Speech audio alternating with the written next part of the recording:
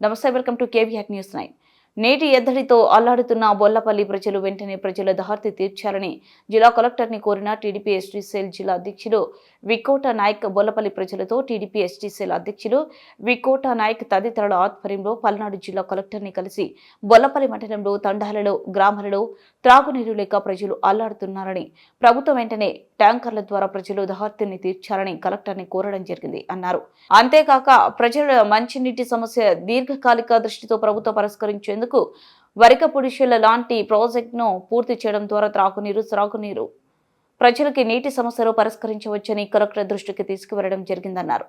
జిల్లా కలెక్టర్ స్పందిస్తూ త్వరలో ఈ సమస్య పరిష్కరిస్తామని హామీ ఇచ్చారు. Vikota Nayak TDP ST cell అధ్యక్షులు.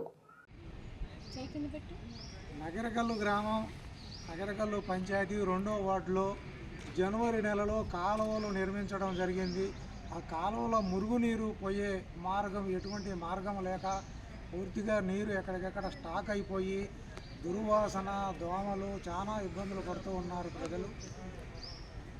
మండల అధికారులకి విన్నవించుకున్నా కానీ ఎటువంటి రెస్పాన్స్ లేదు. కాబట్టి ఈరోజు కలెక్టర్ గారిని కలిసి మెమరాండం ఇవ్వడం జరిగింది. కలెక్టర్ గారు బాగా స్పందించారు. పంచాయతీ ఎస్సీని, ఏఈని మీ దగ్గరకు పంపిస్తాను, మీ సమస్య పరిష్కారం చేస్తానని చెప్పి హామీ ఇచ్చారు. తత్వరమే ఇది పరిష్కారం చేయాలని చెప్పి ఈ సందర్భంగా కోరుతూ సమస్య పరిష్కరించాలని చెప్పి ప్రజల తరఫున కోరుతున్నాం.